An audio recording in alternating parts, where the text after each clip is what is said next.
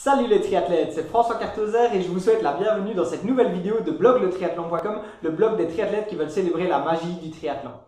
Alors dans la vidéo d'aujourd'hui, nous allons voir ensemble quelles sont les différentes distances qu'il existe en triathlon. Parce que c'est vrai que le triathlon résonne souvent comme un sport de fou, avec des athlètes qui enchaînent des distances incroyablement longues en natation, à vélo et en course à pied. Mais j'aimerais au travers de cette vidéo vous montrer que c'est pas toujours le cas. C'est vrai qu'à la base, le mot triathlon rime souvent avec le mot Ironman qui signifie homme de fer. Ça, c'est le nom en fait qu'on a donné aux premières personnes qui ont terminé une mythique course en 1978 à Hawaï où ils avaient dû enchaîner 3,8 km de natation avec 180 km de vélo et enfin un marathon en course à pied. Et donc en fait, tous ces finishers ont obtenu le nom d'Ironman et depuis ce nom est resté et toutes les personnes qui franchissent la ligne d'arrivée d'une telle course avec de telles distances, eh bien, sont appelées Ironman. Mais il existe des distances beaucoup moins longues et donc vous allez voir juste maintenant quelles sont justement toutes les différentes distances qu'il existe en triathlon. Alors tout d'abord, il est bon de noter que il y a plein de triathlons qui se font partout dans le monde, ça tant mieux pour nous parce que du coup ça nous permet de pouvoir pousser des watts dans tous les endroits du monde. Mais par contre, eh bien, avec la diversité des courses qu'il existe, certains organisateurs changent un petit peu les distances. Donc les distances que vous allez voir maintenant dans la vidéo ne sont pas forcément celles qui sont respectées scrupuleusement par tous les organisateurs. Alors tout d'abord, il existe des distances moins longues qui sont donc très accessibles avec un tout petit peu d'entraînement.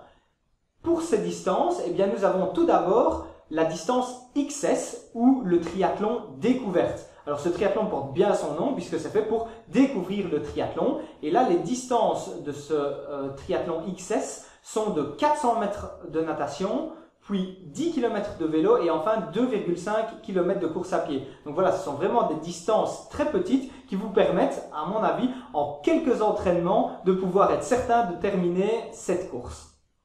Ensuite, la deuxième distance, c'est le triathlon sprint ou distance S, où là, en fait, vous allez effectuer 750 mètres de natation, 20 km de vélo et puis enfin 5 km de course à pied. Donc voilà, comme vous voyez, ce sont des distances qui sont vraiment accessibles avec un petit peu d'entraînement. Surtout qu'en plus, les 750 mètres de natation sont souvent remplacés par 500 mètres. Je ne sais pas si c'est parce que souvent les triathlètes sont moins bons en natation. Mais voilà, en tout cas, les organisateurs réduisent souvent encore même cette distance natation.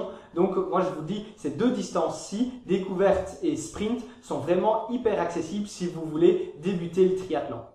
Ensuite, on retrouve une des distances phares du triathlon puisque c'est la distance olympique ou DO pour les abréviations qui représente finalement la distance que les athlètes parcourent lors des Jeux olympiques sur l'épreuve du triathlon. Alors cette distance-là, eh bien, elle reste quand même accessible à un grand nombre de personnes, mais il va falloir vous entraîner un petit peu si vous voulez terminer, je veux dire, cette course et en tout cas cette distance. Parce qu'en fait, ce triathlon porte plusieurs noms, soit on peut appeler ça un triathlon distance M ou DO pour distance olympique ou encore courte distance et alors là les abréviations c'est triathlon CD et donc pour les distances on est sur 1500 mètres de natation enchaîné avec 40 km de vélo et puis enfin 10 km de course à pied. Maintenant, on arrive sur des distances plus longues où là, eh bien, je veux dire, l'entraînement va être hyper important parce que ça demande vraiment certaines capacités physiques et mentales pour pouvoir arriver au bout de ces courses-là. Tout d'abord, on a le Half Ironman ou semi-triathlon ou encore Ironman 70.3. Pour les Français, on va dire 70.3. Je sais que vous êtes nombreux à me suivre sur le blog, donc voilà. Un Ironman 70.3 où là, les distances sont 1900 mètres de natation, puis 90 ou 90 km à vélo et enfin 21,1 km de course à pied, soit un semi-marathon pour terminer.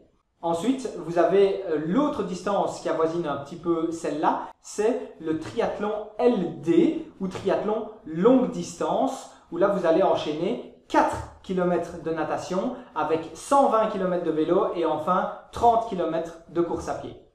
Enfin, on arrive à la distance reine du triathlon, le saint graal de tous les triathlètes, cette distance qui fait tant rêver mais qui fait aussi tellement peur, Car pour terminer une course pareille, il faut vraiment être bien entraîné car votre corps et votre mental vont être mis à rude épreuve. Donc pour cette distance, c'est la distance Ironman ou encore triathlon XXL ou triathlon complet où là vous allez enchaîner 3800 mètres de natation avec 180 km de vélo et enfin 42,2 km de course à pied, soit un petit marathon pour terminer et pour se faire plaisir.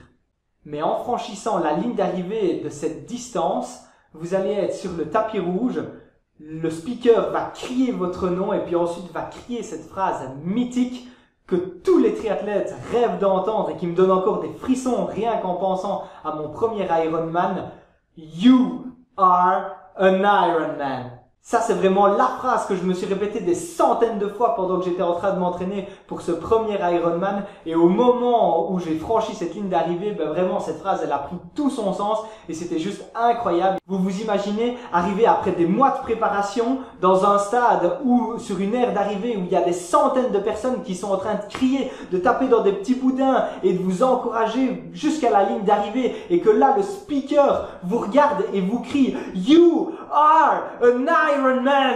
Vous imaginez tout simplement l'émotion de dingue qui se passe à ce moment-là dans votre corps, vous contrôlez rien du tout. Donc voilà, franchement, c'est vraiment une expérience incroyable. D'ailleurs, si vous êtes passé par là, je pense que vous savez exactement de quoi je parle. Et si jamais, eh bien, vous ne l'avez encore jamais vécu, moi, c'est vraiment tout ce que je vous souhaite. Je vous souhaite un jour de franchir la ligne d'arrivée d'un Ironman parce que vraiment, je sais même pas poser les mots sur ça. D'ailleurs, si vous voulez revivre mon premier Ironman, eh bien, je vous laisse cliquer sur le petit bouton qui s'affiche en haut de votre écran. C'est le compte rendu, tout simplement, de mon premier Ironman, un an après avoir débuté en triathlon.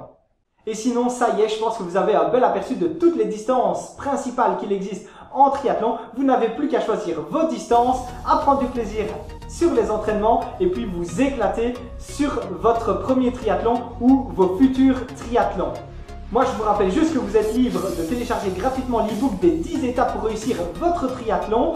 Je vous invite également à cliquer sur le bouton s'abonner à la chaîne YouTube pour suivre toutes les prochaines vidéos. Partagez cette vidéo avec vos amis triathlètes ou avec vos amis qui veulent un jour participer à un triathlon. Moi, je vous dis à très bientôt. En attendant, n'oubliez pas, on progresse ensemble et célébrons la magie du triathlon. Ciao, ciao!